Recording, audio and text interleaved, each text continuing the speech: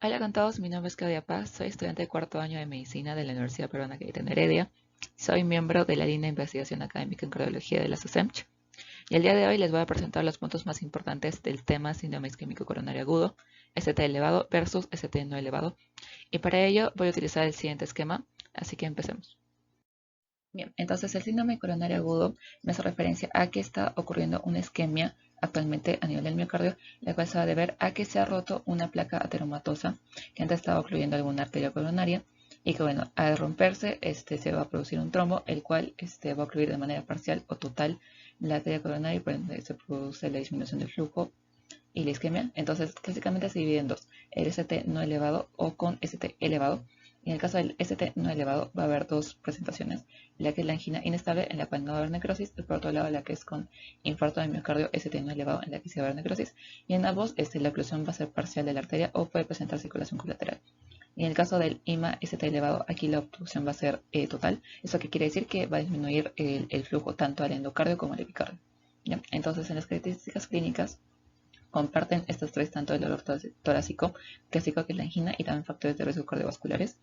Y bueno, entre los síntomas típicos, ya para ser más específico, la angina inestable se caracteriza por ser una angina severa o de reciente inicio, o en creciendo progresivo, o en reposo. Y con eso hay que diferenciarlo de la angina estable, que esta no forma parte del Zika, sino es una cardiopatía coronaria crónica, en la cual la, la angina se va a producir al hacer ejercicio físico y va a tener una menor duración, entre 2 y 10 minutos. Y aquí se va a producir solo porque la placa teratomotosa se está ocluyendo, no porque se haya roto necesariamente. Y aquí, en el caso del infarto, se produce el dolor torácico opresivo prolongado en más de 30 minutos, que es severo y se irradia brazo izquierdo y pulgadas en mandíbula, etc. Y también se puede producir disnea, fatiga, diosmoresis, náuseas, síncope. Y para distinguir entre las tres hay que hacer primero un EKG de 12 derivados. En el caso del Zika con ST no elevado, va a haber no anormalidades o va a haber una elevación solo transitoria del ST, una depresión del ST o una inversión del 1T. En el caso del Zika ST va a haber una elevación persistente del ST o más bien va a haber un bloqueo de raíz de nuevo que me va a enmascarar la presencia de un ST elevado. Y la otra cosa es hay que evaluar las troponinas porque las troponinas me van a traducir que hay un daño a nivel del miocardio. En el caso de la angina inestable estas van a estar negativas porque no hay un daño, no hay una necrosis. En cambio, en caso del infarto de miocardio estas van a ser positivas porque sí efectivamente va a haber un daño que puede producir la necrosis. Bien, y también en cuanto a lo que significa las troponías elevadas, quiero hacer una aclaración, porque este criterio significa que el valor total de las troponinas está por encima del límite superior de referencia del percentil 99, pero para que se trate de un infarto agudo de miocardio, este debe estar acompañado de un ascenso o descenso de las troponinas, por lo cual se debe venir al menos dos veces. Entonces, por un lado, si es que este ascenso o descenso está acompañado de la evidencia de que hay una isquemia, entonces sí es un infarto agudo de miocardio. Sin embargo, si no hay esta isquemia aguda, significa que hay un daño miocárdico, pero por otra causa. Por ejemplo, puede ser una insuficiencia cardíaca aguda, una miocarditis, etc. Y por otro lado, si es que este ascenso de las troponinas es estable, o sea que no sube ni baja, eso significa que hay un daño miocárdico crónico, lo cual se puede producir, por ejemplo, debido a una cardiopatía estructural. Y aún aquí, para que se distinga, un infarto tipo 1 es el que se produce por la oclusión de una placa aterotrombótica, que se produce en el Zika. En cambio, el infarto tipo 2 es el cual que no forma parte del Zika, pero se produce por un desequilibrio entre la oferta y la demanda o por un vasoespasmo que ocluye el vaso.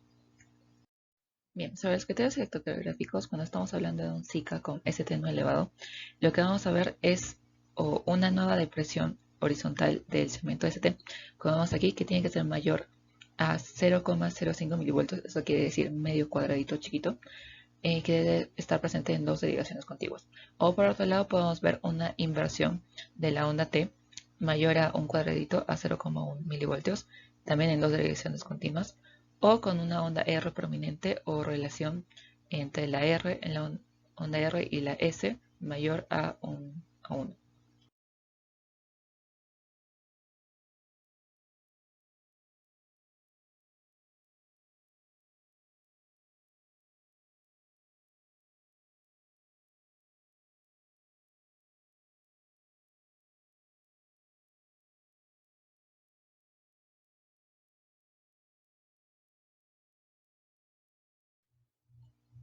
Y bueno, algo importante que sí hay que saber es que toda la elevación del ST me va a permitir localizar la tía responsable del infarto y no así cuando hay una depresión del ST.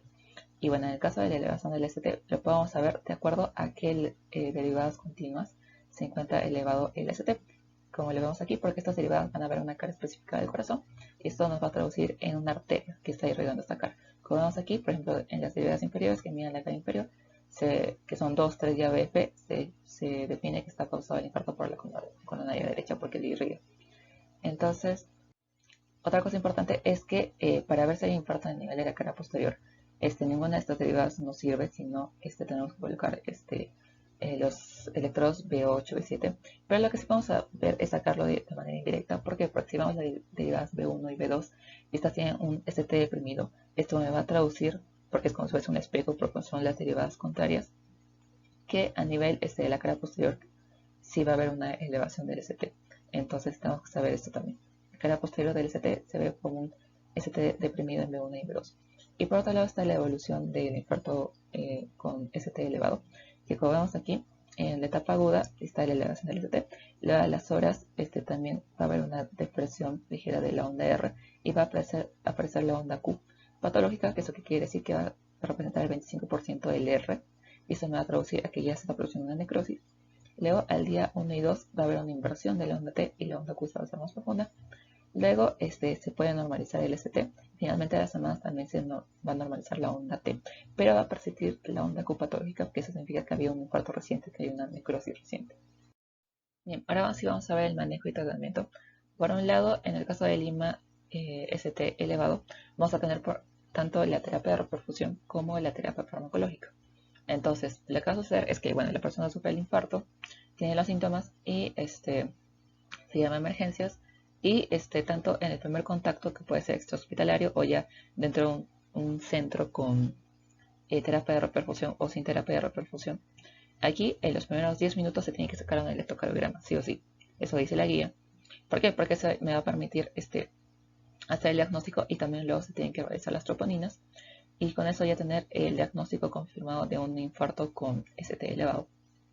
Entonces, para el tratamiento, ¿qué me dice la guía? La guía me dice que si me encuentro en un centro en el cual no hay terapia de reperfusión, y tengo que trasladar entonces a un centro en el que sí hay esta terapia. Entonces, para ello, si el tiempo de traslado va a ser mayor a 120 minutos, lo que tengo que hacer es, en los primeros 10 minutos luego de efectuar el diagnóstico, tengo que aplicarle una terapia fibrinolítica para que se rompa el trombo de fibrina. Y esta terapia, lo que más utiliza es el alteplasa, que es un activador de plasminógeno tisular, y se aplica en esta dosis. Y por otro lado, sí, más bien, en menos de 120 minutos puedo llegar al centro con terapia de reperfusión. Entonces, no es necesario que haga la preminólisis, sino le va a aplicar el tratamiento farmacológico, que le voy a explicar en la siguiente diapositiva. Y de ahí, esperamos a llevarlo al centro, y ahí se le realiza la terapia de reperfusión. Y como vemos aquí, la terapia de reperfusión indicada es la ICP, o intervención coronaria percutánea primaria, en la cual se tiene que efectuar en las primeras 12 horas, y para ello primero se realiza una coronariografía para localizar cuál es la arteria responsable del infarto, y luego se va a realizar la terapia, en la cual hay dos opciones: colocar un stent o una angioplastia con balón, pero la que se prefiere es el implante con stent, como se ve aquí. Y bueno, si nos encontramos en un centro que sí tiene ICP, entonces luego de efectuar el diagnóstico, en los primeros 60 minutos se tiene que efectuar la ICP. Y aquí también para aclarar que es muy importante el actuar rápido, porque mientras más tiempo pase, el miocardio se va a seguir infartando, va a haber más necrosis, y si hay necrosis, eso ya es un daño irreversible. Porque hay que recordar que solo en los 30 primeros minutos de iniciar los síntomas, el daño va a ser reversible. Y luego ya todo va a ser, la necrosis va a ir progresando y el daño va a ser irreversible. Entonces, mientras menos tiempo nos demoremos, mejor. Y bueno, como se ve aquí, hay un miocardio que ya pasó 3 a 6 horas de isquemia, y como ven, ya la necrosis ha avanzado a como antes se presentaba entre los 40 y 60 minutos. Bien, en cuanto a la fibrinólisis, también hay que saber que hay contraindicaciones absolutas y relativas. En cuanto a las absolutas, tenemos una ACV, una disección de aorta, neoplasias, aneurismas, hemorragia activa, etc. Y bueno, si es que sí está indicada la fibrinólisis, porque nos vamos a demorar más de 120 minutos en llegar al centro, entonces Luego, entre los 60 y 90 minutos hay que tomar un nuevo EKG y ver si se cumplen los criterios de reperfusión, que por ejemplo puede ser que haya disminuido el segmento ST en un 50% o que haya remitido el dolor torácico. Y si no cumple los criterios, entonces lo que se tiene que hacer es realizar un ICP de rescate, que eso que quiere decir que se realiza cuando haya fracasado el tratamiento fibrinolítico. Y por otro lado, si es que sí se cumplen los criterios de reperfusión, de todas maneras hay que realizar una ICP sistemática. Esto que quiere decir que se puede realizar entre las 2 y 24 horas después de haber realizado la fibrinólisis. Y también en caso que se haya indicado el ICP de inicio, el ICP primario, luego se tiene que realizar la reevaluación para ver si ha habido éxito. Y si no cumple los criterios, también se puede realizar de nuevo una coronariografía y otra ICP. Luego, hablando de cuando hay una sospecha de un síndrome isquémico coronario agudo con ST no elevado, la guía europea lo que nos dice es que en la primera hora se debe tomar la toma inicial de las troponinas, y si esta sale muy baja, ya de pronto se descarta que haya un infarto, y si sale baja, pero a la hora le tomo otra y no hay una elevación, entonces también se descarta y se puede dar de alta al paciente. Pero de manera opcional también se puede realizar una prueba de estrés. Y en caso la primera toma de las troponinas salen altas, o que pasada la primera hora ya se ve una elevación en la segunda toma, entonces aquí ya me confirmé el diagnóstico de un infarto o de miocardio con ST no elevado.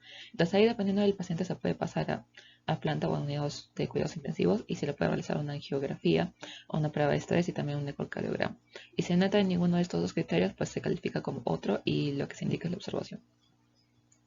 Y también troponinas a las 3 horas más ecocardiografía. Bien, ahora vamos a hablar del manejo del Zika con ST no elevado. Y al igual que en el ST elevado, hay una terapia farmacológica, pero la diferencia está en la terapia de perfusión, porque puede que sí esté indicado como puede que no. Entonces, eso va a depender del riesgo del paciente. Y bueno, si estamos en un centro que sí tiene ICP, tenemos que evaluar si su riesgo es muy alto o si es alto. Si es muy alto, que cumple una de estas características como inestabilidad hemodinámica, shock cardiogénico, etc. Ahí sí se indica un ICP de manera inmediata, o sea, en las primeras 2 horas. Y si el riesgo solo es alto, o sea, que sí tiene un diagnóstico confirmado de infarto, que tenga o una puntuación Grace mayor a 140 en este score, que involucra tanto variables como la edad, la frecuencia cardíaca, la presión arterial sistólica, la creatinina, etc. Entonces ahí se indica una terapia temprana entre las 2 y 24 horas. Y si nos encontramos en un centro que no tenga ICP, lo tenemos que trasladar para realizarlo. Y si por el contrario no cumple ninguno de estos criterios, entonces significa que está en un riesgo bajo, y ahí se aplica una terapia invasiva selectiva. Eso que quiere decir que se tiene que evaluar para ver si en algún momento se programa realizar la terapia de reperfusión. Y también se tiene que aplicar obviamente el tratamiento farmacológico, tratamiento conservador. Bien, ahora hablemos de la terapia farmacológica, tanto para el Zika con ST elevado o no elevado. Y bueno, lo primero es el manejo del dolor, que se tiene que hacer primero con nitratos, con nitroglicerina, sublingual, o si no, endovenosa, y luego también, si el dolor es severo, con morfina. La oxigenoterapia solo se recomienda si la saturación es menor al 90%. También se pueden indicar beta bloqueadores solo si no hay contraindicaciones como insuficiencia cardíaca o un vasoespasmo, que en este caso se puede indicar calcioantagonistas o nitratos. También se indican estatinas a todo paciente, que estas tienen que ser de alta intensidad, que por lo general es atorvastatina entre 40 y 80 miligramos, porque sirve para prevención secundaria y control de la dislipidemia. Luego también hay que indicarles antiagregante plaquetario dual, o sea, 2 fármacos. En el caso del Zika con ST elevado, si se indica una terapia de reperfusión primaria, ahí se indica aspirina más un inhibidor del receptor plaquetario P2Y12, que debe ser o plasugrel o ticagrelol. Esta terapia se tiene que tomar durante un año, diariamente. Y si está indicada la fibrinólisis, pues también se tiene que indicar la aspirina más un inhibidor, pero este inhibidor, el que primero se recomienda es el clopidogrel, y se tiene que tomar por un mínimo de 14 días. Y bueno, en cuanto a la terapia anticoagulante, si sí se indica el ISP, el que es de preferencia es la heparina no fraccionada, o también se pueden tomar las otras dos. Y si se indica la fibrinólisis, la de preferencia es la enoxaparina, o también puede ser las otras dos. Y en el caso del Zika con ST no elevado, en la terapia antiagregante es la aspirina más un inhibidor, que debe ser el clopidogrel de preferencia.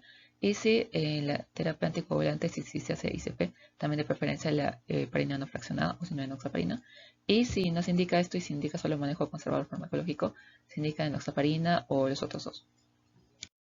Y bueno, por último, cuando se produce un infarto de miocardio, se tiene que realizar el score de Kili para predecir el pronóstico.